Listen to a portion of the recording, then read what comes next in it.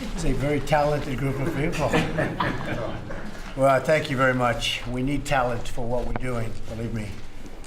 We're here to discuss the tremendous threat of MS-13, one of the most violent and vicious gangs anywhere in the world.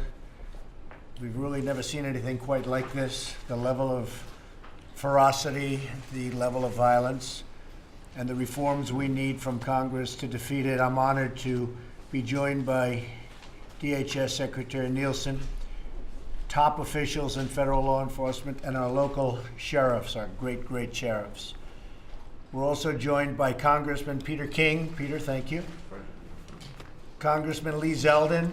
Lee, good to have you. You've been working hard on this, you two. I know that. Martha McSally, good. I hear you're doing well out there.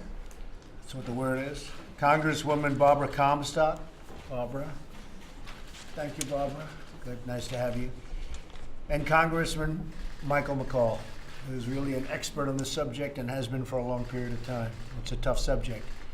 MS-13 recruits through our broken immigration system, violating our borders, and it just comes right through. Whenever they want to come through, they come through. It's much tougher now since we've been there, but we need much better border mechanisms and much better border security. We need the wall. We're going to get the wall. We don't have the wall, we're never going to solve this problem. And I've gone to the top people. Many of these people are at the table right now, including this group. And without the wall, it's not going to work. During my State of the Union, I called on Congress to close the immigration loopholes that have allowed this deadly gang to break so easily into our country. My administration has identified 3 priorities. We went through and looked very closely. We've identified 3 priorities for creating a safe, modern, and lawful immigration system, securing the border, ending chain migration, and canceling the terrible visa lottery. We've been discussing it. We've been talking about it. We're talking about it in Congress. We're talking about DACA and how we can work that out. And I think the Democrats don't want to make a deal, but we'll find out. As Congress considers immigration reform, it's essential that we listen to the law enforcement professionals in this room today. And so I'm going to turn it over to Secretary Nielsen. We'll begin a discussion, and you folks might want to stay for a little while. Okay, Secretary? Yes, Mr. President, thank you for hosting this roundtable today on MS-13. As you know, it's the first gang dangerous enough to be classified as a transnational criminal organization. We've talked at length of the devastating destruction and violence that it causes in our communities, and we're here today to hear from a variety of folks who work every day to combat this. First, I'd just like to say it's my privilege to be here with the men and women of DHS and DOJ who make it their job every day to fight this and other violence coming across our borders, and also to be joined by members of Congress who've shown great leadership. We thank you for that and always for your support of DHS and DOJ, so thank you all. In your recently announced framework, as you know, you asked Congress to close loopholes that you just talked about. So when we talk about MS-13, we have 2 or 3 main loopholes. The first is we have an inadmissibility problem, meaning that when they come to our border, I have to let them in. I cannot keep them out by virtue of them being in a gang. Once we catch them and detain them, I cannot remove them by virtue of them being in a gang. And by the way, these things are unique to our country. No other country has this. This is unique to our country, and it's got to change. So the framework that you proposed will close these. And so I remain hopeful to work with Congress on your behalf and administration's behalf to close these and other loopholes to secure our borders and our communities. So without going into further detail, I'd like to turn it over to John Cronin, who's the Acting Assistant Attorney General for DOJ's Criminal Division, who's going to walk us through a bit more of MS-13. Thank you, Secretary Nielsen. As you know, Mr. President, as you just stated, one of the most significant public safety threats that our communities face comes from MS-13. MS-13 has more than 30,000 members worldwide, but the gang has a particularly massive and troubling presence on United States soil. The numbers are staggering. An estimated 10,000 MS-13 members are living in our country. They're primarily composed of immigrants or descendants of immigrants from El Salvador, and they have infiltrated our entire country. There are MS-13 members in 40 states and the District of Columbia. It is estimated that there are upwards of 2,000 MS-13 members in Los Angeles, between 800 and 1,200 in Dallas and Houston, 2,000 in Long Island, 800 and 1,000 in Boston, and 3,000 members right here in the DC metropolitan area. And Mr. President, as you just said, MS-13 is probably the most ruthless and violent gang terrorizing our streets today. One of their mottos is Mata, Viola, Controla, which means kill, rape, control. And Mr. President, is a motto that MS-13 lives by. MS-13 members engage in indiscriminate violence. They commit rape, extortion, murder, often just for the sake of it. They recruit children to be their murderers. They gang rape young girls. They sell them for sex. They attack their victims with chains, bats, machetes, firearms. There's a photo up there, Mr. President, of a shotgun and a machete that was recovered from MS-13 members who were stopped by the police as they were on their way to murder a student at a high school in Woodbridge, Virginia. In January of last year, Damaris Reyes Rivas, a 15-year-old girl from a suburb of DC, was stabbed 13 times with knives and a wooden stake by MS-13 members. Damaris's killers filmed her murder so that they could show their leaders back in El Salvador. And Damaris's body was then barbarically dumped next to railroad tracks that run under the Beltway.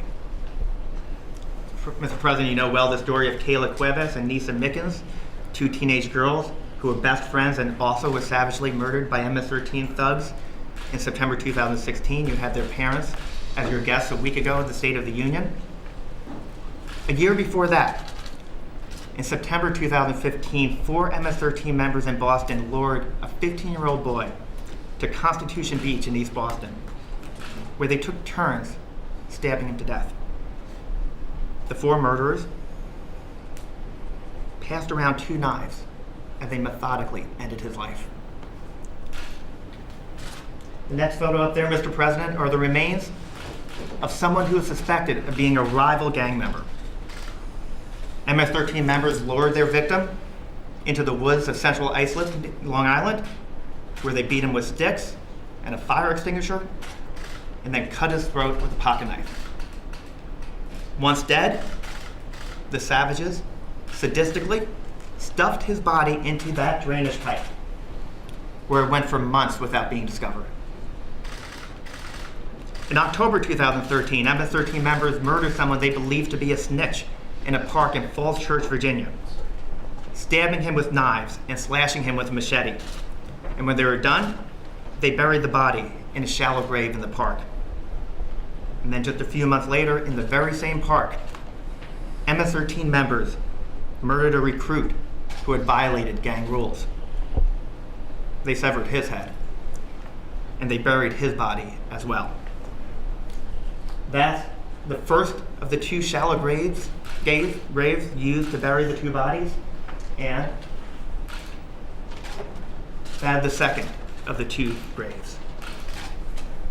Shallow graves used to bury 2 bodies in a park just about 10 miles from here. We cannot and we will not let our neighborhoods be overrun by violent crime. And that is why dismantling violent gangs, and specifically MS-13, is a top priority of the Department of Justice. Like I said, Mr. President, MS-13's motto is kill, rape, control. Well, the Attorney General Jeff Sessions has said before, the Department of Justice's motto is justice for victims and consequences for criminals. And we too are living by that motto. The Department of Justice is devoting the resources necessary to ensure that our citizens are no longer being held hostage by murderous savages like MS-13 members. And it is working. Last year, the department secured convictions against more than 1,200 gang members. We charged the most federal firearm prosecutions in a decade.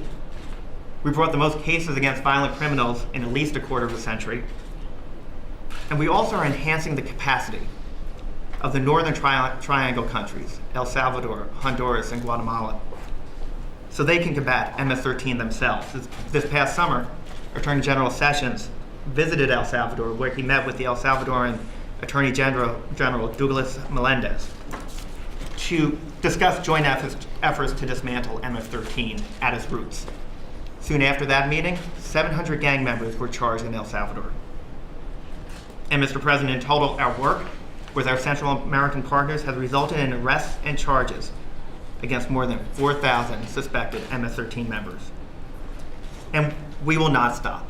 The Department of Justice will be surging more federal prosecutors, hundreds of federal prosecutors, to the field with specific directions to focus on violent crime and immigration. And we will continue to use our robust criminal statutes to arrest violent criminals for whatever crime they commit: murder, racketeering, kidnapping, drug trafficking, and get them off our streets. But, Mr. President, because MS-13 is based and operates in El Salvador, and MS-13 largely directs its murderous mission from prisons in El Salvador, it is not enough to enforce our domestic violent crime laws against gang members in the United States. To effectively combat transnational organized crime, we also need enforcement of our immigration laws. The reason MS-13 is so massive in our country, the reason why they have 10,000 members in 40 states and the District of Columbia, is because many of those gang members have illegally entered our country. Now, the Department of Justice and our state authorities can continue to prosecute scores of MS-13 members located in the United States, but when we fail to enforce our immigration and human smuggling laws, when we have loopholes in our immigration laws, and when we have porous borders and insufficient enforcement of our immigration laws, MS-13 can simply replenish its jail population by sending more and more gang members across our borders. And that is why the Department of Justice, under the Attorney General's leadership, is also focused on stopping the flow of criminal aliens entering our country. The Attorney General has directed his prosecutors to renew their focus on immigration offenses, especially for offenders who have a nexus to gangs or drug cartels. The Attorney General has sent additional prosecutorial resources to the southwest border, and he has created border security coordinators in each United States Attorney's offices. They have been tasked with enforcing our immigration laws with a special emphasis on criminals like MS-13 with a nexus to the southwest border. And lastly, Mr. President, on the smuggling front, the Department of Justice is working with the Department of Homeland Security to identify smuggling routes and to investigate and prosecute MS-13 smuggling networks. Mr. President, the Department of Justice, along with the Department of Homeland Security and our federal and state law enforcement partners, is committed to taking all lawful measures to end this scourge to our communities. Thank you, John. This is after actually removing thousands of them out, some into the prisons, but literally thousands of people are removed out, but they come back as fast as we take them out. Different ones, not even the same ones, different ones, but they come back. And we need these immigration laws changed. If we're just not gonna be able to continue to do this. They just come in so fast, so easy. And then you have catch and release. You catch people and you have to release them right away. Not another country in the world has the stupidity of laws that we do when it comes to immigration. And if we don't get them changed, this isn't politics, this isn't Republican and Democrat, this is common sense. So it has to be taken care of. Sir, it's my privilege to introduce you to Angel Melendez, who's the special agent in charge of our ICE office in New York City. I just want to say I'm extremely proud of everything that our HSI office does, all of them, but New York in particular leads the fight against MS-13, and they truly, day to day, put their lives in danger. He does a great job. Terrific job. So please, Angel. Mr. President, good afternoon. This is quite a privilege to brief you on some of our efforts. And one of the things that's very important to address when we're talking about MS-13 is that this is a war. We're at war, a war in their countries against the command and control. It's an issue that we're facing at the borders. And once it goes beyond the borders, it's a war that we're battling on the streets with our local and law enforcement partners.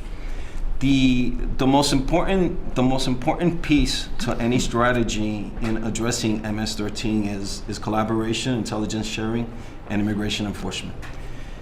Collaboration across the spectrum, across the continuum with countries such as the Northern Triangle countries, where we do have vetted teams of foreign national law enforcement officials working side to side with HSI and CBP in those countries.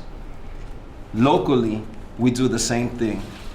We've been able to effectively implement a unity of effort within the Department of Homeland Security, where all of its agencies, all of its components that have a direct nexus to immigration enforcement and to controlling the borders are working together to face MS-13. One of the things that we look at is illicit pathways. How do they get here? Who brings them here? And what we've been able to see is that MS-13 is not an organization that has their own smuggling apparatus. So they do utilize other organizations that are complete experts in the smuggling aspect. Last year, we were able to convict an individual who was responsible for a smuggling network of special interest aliens coming in from Pakistan through Brazil to Central America, Mexico, and the United States. It's that same type of illicit pathway that MS-13 exploits. And we continue to work with our foreign partners and our state and local partners and DHS partners to be able to identify those pathways. Capacity building and information sharing is extremely important. Capacity building of those Northern Triangle countries. If we take the fight in their own territory, it's less of a fight that we have to face here. But notwithstanding that, once they're here, we have to address it. So they came across the border. Now we have to look at how can we curtail recruitment. So when we look at the numbers, and I'm just going to talk about numbers as of, and this is posted on the website already for the Office of Refugee Resettlement. In 2017 alone, 40,810 unaccompanied alien children were placed for resettlement. These aren't the total amount of UACs that were detained at the border. These were the ones that were referred to be resettled within the United States. When you look at the demographics, it turns out to 21,881 of them are from Northern Triangle countries. They are in the right age for gang recruitment between the ages of 13 and 17, and they are males.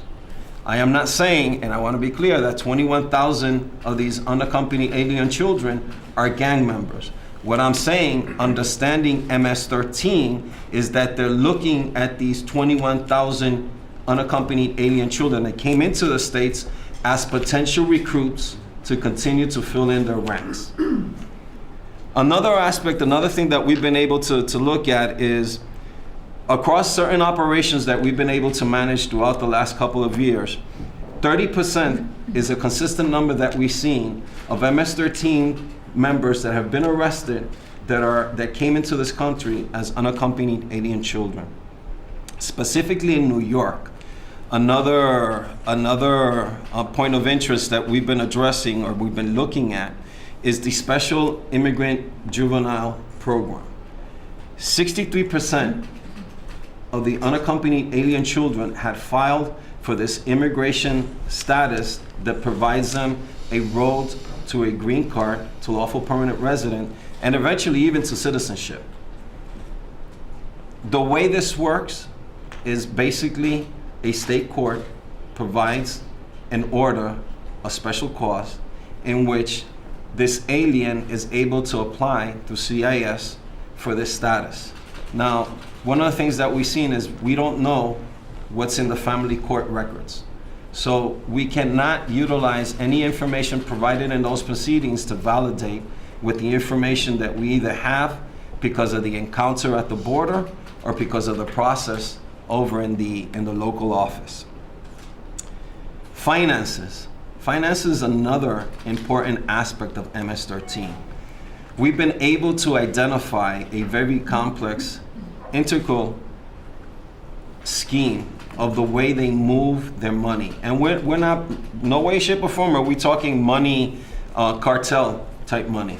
We're talking about money that they utilize to be able to finance not only their movements, but their day-to-day operations. Money that's coming from the States back to the command and control in the Northern Triangle. One of the most important tools that we have in our arsenal is the designation of MS-13 as a transnational criminal organization by the Department of Justice, Department of Treasury. I can correct myself. I have, and I have to say it, I have numerous pages of talking points of things that I can talk about, but I want to give you, Mr. President, our perspective from the field. When you have agents going out, identifying based on intelligence and conducting targeted enforcement operations, they apprehend these individuals that we're able to determine that are MS-13 members. And once they are presented to the immigration judge for detention purposes, we explain that these individuals are a threat to society and they are MS-13 members. But we cannot provide all the information that we have, because in many instances, the information that we have is part of an ongoing criminal investigation. These individuals are being released. And then we have to utilize our resources to focus on these individuals that have been released. So, from our perspective, from the field, there are many things that could be accomplished within immigration law. But I can tell you from my perspective of what I'm seeing on a day-to-day basis, we have agents going out, we have agents arresting, and then we have these individuals that were arrested being released again. Through our efforts, since 2005, ICE has arrested over 7,000 MS-13 members. In this last quarter of 2018, we've been able to arrest 428 MS-13 members. And that talks about the numbers. So we know, or we understand based on intelligence gathered, that there are thousands of MS-13 across the country. There are even more in the Northern Triangle and in Mexico. We've seen a presence in the country north of us, in Canada as well. The fact of the matter is that we continue to arrest, and since we haven't been able to shut down the pipeline, they continue to come into our country. And it is something that we need to address to be more effective in disrupting and dismantling once and for all MS-13. Thank you, sir. We need cooperation from the Democrats, you know that. Because we have to change the rules, we have to change the laws, and that's all part of what we're trying to get approved. Because right now, the way it is right now, you just can't do that. Everything you do is illegal. You can't touch, you can't do anything. And if we don't get those laws changed, we will do better than anybody can do. But still, it will never be satisfactory. Okay. Thank you. I'd like to ask Jessie Liu, the U.S. Attorney for District of Columbia, to give us a few examples of cases that she's worked. Well, thank you very much, Secretary Nielsen, and thank you, Mr. President, for inviting me to be here to talk about MS-13 and what we're doing to combat it here in Washington, D.C. As the U.S. Attorney for the District of Columbia, my top priority is the safety of the people who live and work here, and that means protecting them from vicious criminal gangs like MS-13. So in recent years, working with our law enforcement partners, we've successfully prosecuted a number of MS-13 leaders and members for murder, maiming, racketeering, and other crimes. And a number of those individuals are now serving prison sentences of life or even beyond. In one case, a woman in D.C. took in an MS-13 gang member from her home country of El Salvador and allowed him to live with her and her family. The gang member then began recruiting the woman's son to join MS-13. And when she objected, The gang member shot her in the head as she was waiting at a bus stop 3 miles from where we're sitting right now, and then shot her again in the head as she was lying on the ground in a pool of blood. Miraculously, Mr. President, she survived, but she was permanently blinded by that attack. In another case my office handled, MS-13 members repeatedly stabbed and killed a 14-year-old boy near the Columbia Heights metro station, and that's about 2.5 miles from where we're sitting right now. In yet another case, MS-13 members attacked a fellow MS-13 member who had removed his gang tattoos. They stabbed him at least 20 times and killed him. We believe that these prosecutions, which took many years to build, helped disrupt MS-13 in the District of Columbia, but we know that it continues to operate here in this city as well as next door in Virginia and Maryland. And we're particularly concerned about its international reach, including its violence and drug dealing and its efforts to recruit young people. That's why we work every day very closely with our fantastic law enforcement partners at ICE, at the FBI, at the Metropolitan Police Department, and other agencies, as well as our strong allies in the community who work to dissuade young people from joining gangs like MS-13. Mr. President, we're very grateful for the support that you've given to our efforts, for our close partnership with the Secretary and her team, and from the guidance and resources from our colleagues at Maine Justice, like Mr. Cronin. And I thank you again for the opportunity to brief you on this today. Thank you, Jesse, very Thank much. you very Great much. job. Thank you. I'd like to turn over to Director Cisna, who you've been hearing from a lot as we work to revise our immigration system. He's going to talk a little bit about the backlog and how that further exacerbates this problem. So, Mr. President, there's at the outset of your remarks, you talked about the 4 pillars of immigration reform that the administration is advancing right now: the getting rid of chain migration, getting rid of the visa lottery, border security, and some sort of DACA fix. This issue of gangs attaches itself to each of those in a different way. And I think border security, obviously, if the border is not secure, it's not just a question of border integrity or the integrity of our immigration laws, but as Agent Melendez just described, if these people are coming through because the border is insecure, it harms public safety in the interior as well. It's all connected.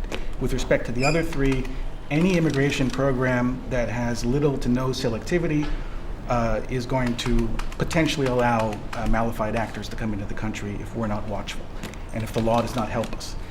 I would say one thing I want to amplify then on something the Secretary said. She talked about the loopholes that we've also been struggling against in the priorities we've been advancing. The loophole that she talked about was that there are no grounds in the law right now that permit us to deport a gang member merely because he's a gang member. We have to wait until they've actually killed somebody or harmed an American. Then we have a reason to deport them. Then we can get them. Or if they're here unlawfully, okay. But if they're here lawfully and they're a gang member, there's no ground of removability.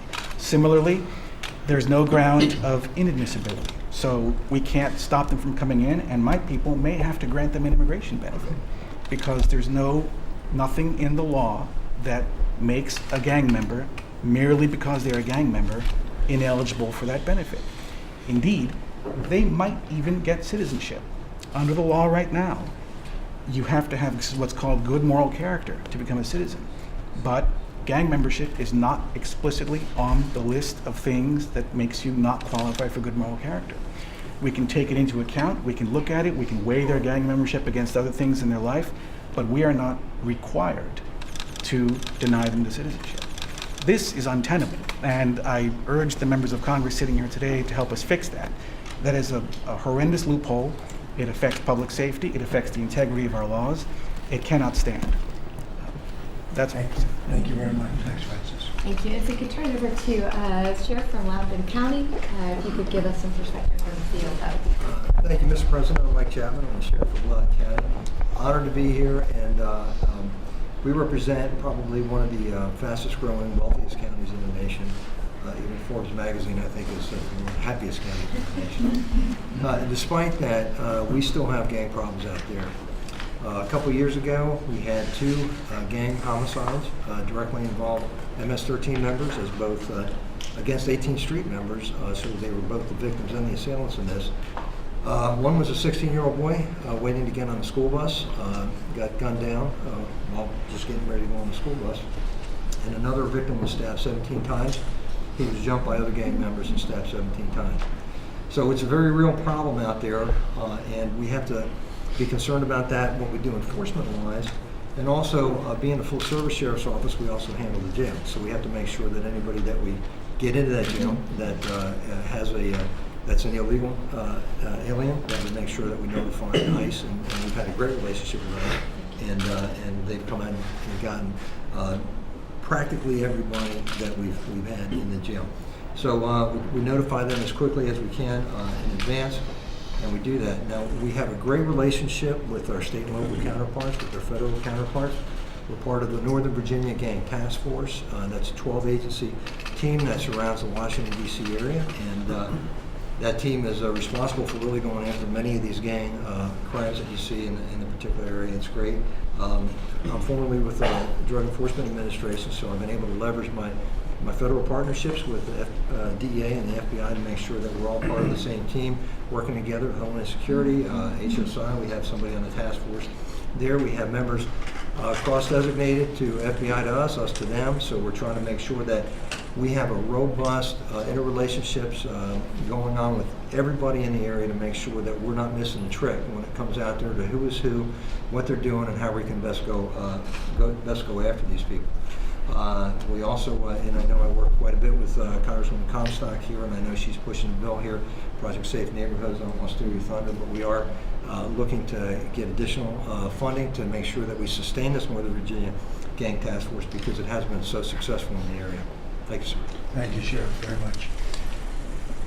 I'm just going to turn it over to Chairman McCall from Yeah, House I would like to Homeland. But before I do, I just want to say, sir, I think what you've heard on this side of the table is it takes a whole of government approach, and we're able to do that under your leadership, which we appreciate. So state, local, and federal partners, and also our international partners. I think you've heard a lot as well that we're trying to work with the countries, the originating countries, to help stop it there. But you can only do as much as the law permits. Yes. And the law doesn't permit you to do very much, Yes, sir. less than any nation in the world. If other nations see what we're doing and they do watch what we're doing, they laugh at us. They can't believe that, these policies where you can't get people out that you know are killers, literally killers, and you have to release them. And we're going to change it. One of the things that we'll do is have much better cooperation, because some countries, on top of everything else, we give them tremendous amounts of aid, and then they won't take their killers back when we have them. Is that a correct statement, Sheriff? They won't take them back. So we bring them back into the countries. They say, no, we don't want them, and yet we give them billions of dollars in aid. So I've told my people, anybody that doesn't take them back, Peter, we immediately say, that's okay. We just saved a lot of money. We're not going to do it. And immediately they start taking them back. That's happened in numerous occasions. So they've never done that before. They never thought it was appropriate to talk about aid and the money that we give these countries, foolishly. So I'd like to hear from Michael, and I'd like to hear from Peter and Lee real quickly, and Barbara, if you could. And just as to what you think, because I know you've been suffering with this, Peter. And Michael, I know you've been so much into it. This is what you do, and you've been suffering with this whole thing for a long time. One of the things that we're trying to do is, in the legislation that we're talking about, we have a lot of laws that nobody even mentions, but they have to be changed. They have to be gotten rid of, and we have very tough provisions for coming into this country. And it will cover you, and I think we're very specific as to what we have to do. We stop catch and release. We stop a lot of elements of what we have that are very, very bad and very dangerous for our country. Michael? Thank you, Mr. President, Madam Secretary. Yeah, as a federal prosecutor in my home state of Texas on the border, I've seen the human drug trafficking, these heinous murders that you've heard about for too long. The first bill I introduced was to end catch and release. And here we are still talking about that problem. The difference, sir, is that you're President of the United States. The difference is that we now have the political will in Washington to finally fix this problem. I've seen it for a long time as chairman of the Homeland Security Committee. Secretary Lynn Kelly talked about transnational criminal organizations possibly working with terrorists to get into the United States.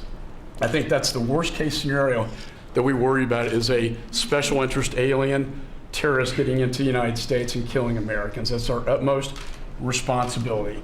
As you know, Chairman Goodlatte, myself, Martha McSally, have worked to introduce a bill to achieve your 4 pillars of border security, authorizing a wall barrier system and technology and personnel and boots on the ground, ending chain migration, this lottery system that's totally random, that really makes no sense. We had 2 terror attacks in New York that were the result of those 2 programs, and then finally fixing DACA. But I just can't tell you how refreshing it is to have the leadership at this table, all across federal, state, and local, paying attention to this very important issue. It's a public safety issue, but it's also a national security issue, and it's time to finally end these dangerous loopholes. When I talk to the secretary, she says, I don't have the authority to deport these dangerous criminals. I've been down to the detention spaces. I've seen these teenage males that their home becomes MS-13. That becomes their family. And then they're a threat to our society. And so we want to give the secretary that authority to end and close the dangerous loopholes so we can deport and remove these dangerous criminals from the United States. So as you know, we can't do a job. These incredible professionals at the table cannot do their job unless we change really the legislation, and we're going to get it done. Frankly, I'll go a step further. If we don't change the legislation, if we don't get rid of these loopholes where killers are allowed to come into our country and continue to kill gang members, and we're just talking about MS-13, there are many gang members that we don't even mention. If we don't change it, let's have a shutdown. We'll do a shutdown, and it's worth it for our country. I'd love to see a shutdown if we don't get this stuff taken care of. So we have to strengthen our borders, not by a little bit, but by a lot. We are so far behind the time. And by the way, the world is laughing at us because they can't believe these policies. They don't have it. I could name 15 of them right now. No other country in the world has what we have. And we're going to get it stopped. And if we have to shut it down because the Democrats don't want safety, and unrelated but still related, they don't want to take care of our military, then shut it down. We'll go with another shutdown. Okay, Peter King. Thank you, Mr. President. And let me thank you for your leadership. I can't emphasize enough how serious the MS-13 threat is on Long Island. In my district alone, we had 17 murders in 18 months. You were out there. You went to Brentwood, right in the belly of the beast. You saw what was happening. And let me especially thank Special Agent Melendez. The HSI, working with the FBI in Suffolk County, the Essex County Police, do a phenomenal job. He's really on the line. Also, I want to thank you, Mr. President, apart from providing the leadership, which is so important. Also, we've gotten grants into the Suffolk County Police. We have more assistant U.S. attorneys going into the Eastern District of New York. And Operation Matador has been extremely successful. But all you can do is really go after them once they're here, but we need better policies to keep them from coming here. And Angel mentioned the unaccompanied alien children. And that is really an issue because we found that, for instance, in the last murder indictments, 6 of the 11 who were indicted come in as unaccompanied minors. About almost 30% of those who are arrested in MS-13 are unaccompanied minors. I think we have to do more through HHS and the Office of Refugee Resettlement to find out who these families are that the kids are being placed with.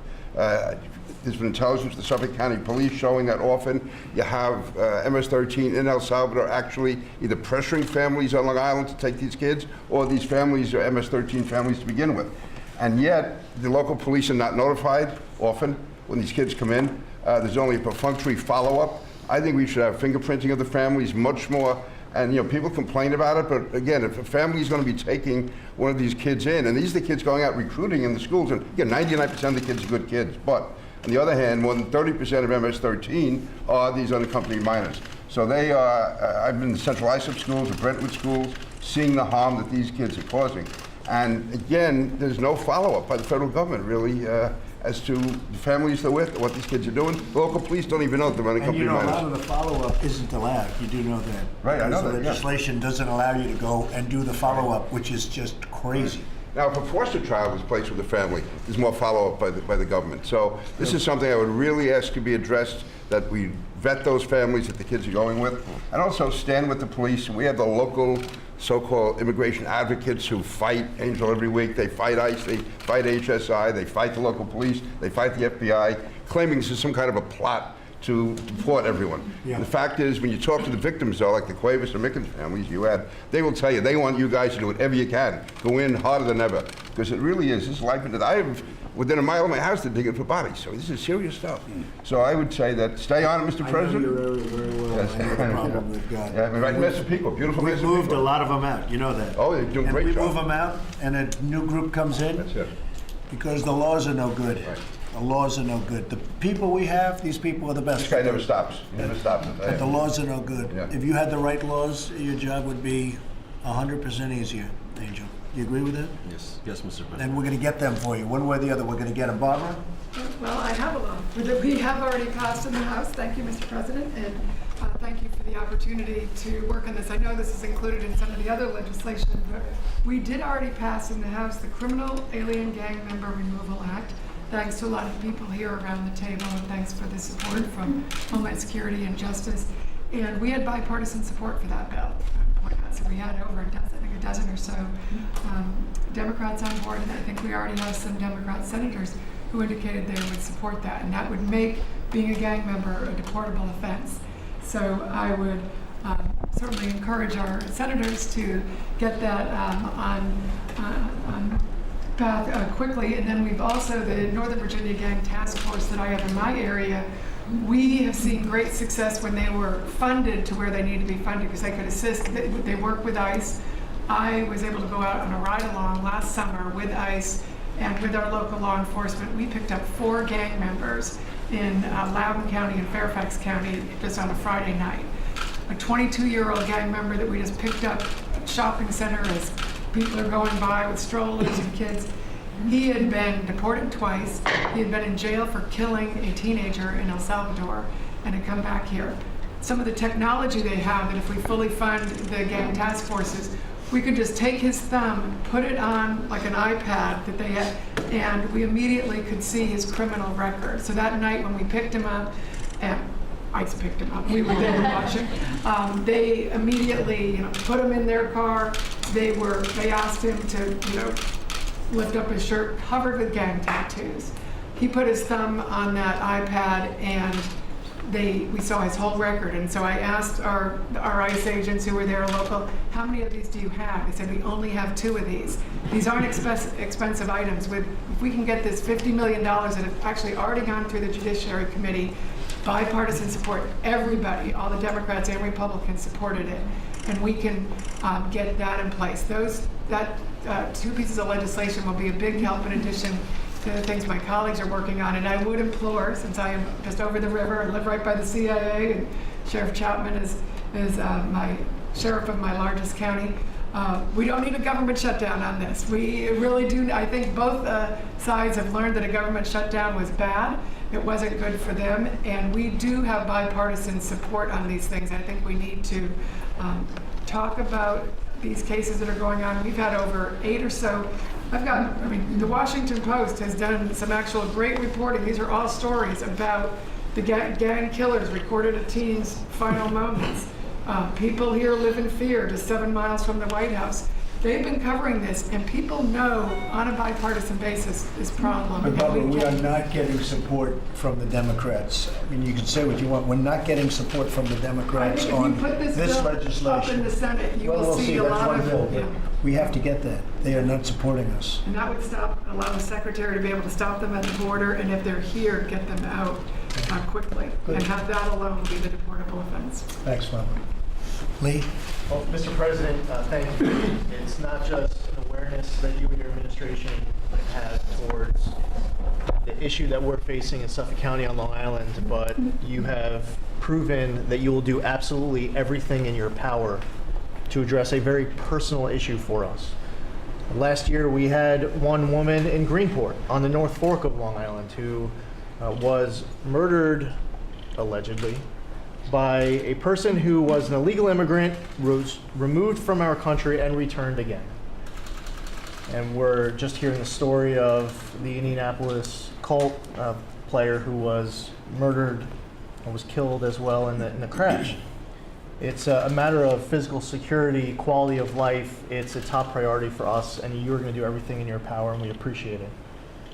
Just last week, a school board in my district was forced to take action against its own town for $10.5 million in costs incurred due to massive overcrowding in local schools. Last year, 498 motel rooms in Hampton Bays were occupied by illegal immigrants who use this housing year-round. Residents have asked the town of Southampton to enforce the town's safety codes and force the motel owners to comply with local law enforcement. And in Hampton Bays, as a result, years later, of 1 year after another of Southampton Town not doing the right thing with code enforcement, MS-13 is committing heinous crimes in Hampton Bays in the town of Southampton. And we hear in the news when the horrific murder that took place of 4 constituents, 2 from my district, 2 from Pete's district, with machetes. The crimes that we don't read about, where murder doesn't take place, with the human trafficking and the sex trafficking and drug trafficking, it's all so important in your focus. And a great appointment in Rich Donahue, the new U.S. Attorney for the Eastern District, a former 82nd Airborne Division paratrooper, and we're excited because he cares deeply about combating this MS-13. Chain migration, visa lottery, the temporary protected status, all these issues that we're talking about, having a border wall, making sure it's funded. Temporary protected status, temporary. Why is it that 16 years later someone would be in our country under something called temporary protected status? It proves that something's wrong with our immigration system. We're talking about unaccompanied minors. In that Central American country where that parent chooses to turn their kid over for a dangerous mission to the United States. And along that journey, maybe before they get to the border, we hear these stories in the Yaphank Correctional Facility held at gunpoint. They have to smuggle narcotics across the border if they want to complete their mission. They are the entire process from the moment their parents turn them over to when they end up, say, in Brentwood, they're completely set up for failure. And America is a compassionate country. We have compassion for every child who's living in poverty, oppression, gang violence, anywhere in the world. But we don't have the bandwidth for every parent to turn their kids over for this mission and to come to our country. And one other thing that I know that you deeply believe and you're passionate about is that the American dream and hope and opportunity and everything that we want for people who come to our country believing in American exceptionalism, that this is the greatest country in the world, what about the person who's not here yet? Because they went to their local consulate and they said, I want to pursue the American dream for my family. And because they're following the rules, that they should wait in line behind the people who violated them is absolutely wrong. The Project Safe Neighborhoods was brought up. This is an important initiative for our county as well. $500,000, it was amazing how far $500,000 went in Suffolk County to support our local law enforcement. You also helped secure through DOJ the designate of MS-13 as a target of the Organized Crime Drug Enforcement Task Forces. It's a nationwide effort that utilizes the resources and expertise of our leading law enforcement agencies to disrupt and dismantle major drug traffickers, the way they're getting a lot of their money. And last Congress, Congress also reauthorized money for the Bulletproof Vest Partnership Grant Program with bipartisan support. And to echo one other point that was just mentioned, if someone is applying for status and they are a gang member and they get naturalization, and for whatever reason it was not known that they committed a serious offense and they're involved in gang activity, they should lose their naturalization if they were not honest in their application process. And if it's 2 years later or 7 years later, even if they were completely honest on their application that they hadn't committed offenses in the past, if 5 years later they're involved in a gang and they commit a serious offense, well then take away their naturalization. Because there's a duty when you're here, if you're given the opportunity to stay, to be productive citizens and members of our great country. And once again, thank you on behalf of a region of our country that desperately needed your leadership. We know that we have it. We know that you have our back. I do. And thank you. Thank you deeply. very much, Lee. Martha? Sir, thanks for the opportunity to be here, and thanks for your leadership in raising awareness on this dangerous gang and our broken immigration system and our failed border policies of the past. I represent a Southern Border District. I'm also the chair of the Subcommittee on Border and Maritime Security. These gangs are trafficking through communities like mine. Ranchers, border residents are having to deal every single day with the threat of gangs and other criminal organizations coming straight through their property, right around their families, endangering the lives as they're trafficking through. This is very real for the people that I represent. And I appreciate your leadership on these issues. We have got to secure our border. That includes, as you know, a strong border wall system and everything that our agents need in order to be able to secure our border. But as everyone has brought up today as well, if we perfectly seal the border and we don't close these loopholes, then these dangerous criminal organizations are going to continue to take advantage of us. In my community, the Border Patrol agents that I represent, they are telling these stories daily where they're not evading Border Patrol. They're looking for Border Patrol. They turn themselves into Border Patrol. And then they take advantage of the fact that they can't be turned around, that they make false asylum claims, that the cartels have told them exactly what to say in order to make that false claim. If they're an unaccompanied minor, other than from Mexico or Canada, they are then released quickly into the interior of the United States. We can't do anything about it. Most of them don't show up for their court dates in the future, and they are continuing, the criminal organizations are profiting off taking advantage of these loopholes in our system. So our bill, Chairman McCall, myself, Chairman Goodlatte, and Labrador, we address these issues and your priorities, and we're gaining traction in the House on people getting behind our bill. It's common sense. It also includes the inadmissibility and closing that loophole, that bill that we've already passed through the House. We believe this is the right piece of legislation to address your priorities and get it across the finish line. Who could be against this? We have got to address these issues. This is not a game. This is serious business, and I really appreciate your leadership and your whole team raising awareness daily. People's lives are in danger as you're out there, going after these guys. But we got to stop them where I live. At the border, and that includes the border security and closing these ridiculous loopholes that's in our legislation. So we're going to tirelessly work with you, Mr. President, to get this done. Thank you. Thank you, Martha, very much. And I just looked at the secretary. I said, did you take care of every one of these loopholes? Because we're not going to have a second chance. I agree. We got one chance. We don't want to do a half-baked job, and you got one chance. So, Secretary, get it right. Get it right. We're going to go through hell to get this stuff approved. Peter and Michael and Lee and Barbara, Martha. We're going to get it approved. We have no choice. It's not like we have a choice. It's common sense, but it's much above common sense. So you have to have every one of these loopholes taken care of, so we don't have to go through this anymore, because no one else is going to be able to get it done. No, just Okay. under you. And I just want to thank everybody very much for being here, friends and talented people. And if we put our heads together, we're going to solve this problem. And with all that was said, we're doing much better than any administration by far. By far. Nobody's even come close. But still, we have a long way to go. We can only be as good as the law. Because right now we want to do things and it says, well, there's a law against this, there's a law against that, there's a law against everything. And we have people coming into the country, you can't get them out, and it's ridiculous. Nobody even believes it. So we have one good shot at it, and it's now. Yes. And hopefully you get it done. Yes, sir. Thank you very much. Thank you. Thank Thank you, you, everybody. Press. Appreciate Thank you your very time. much. Appreciate it. Thank you. Thank you.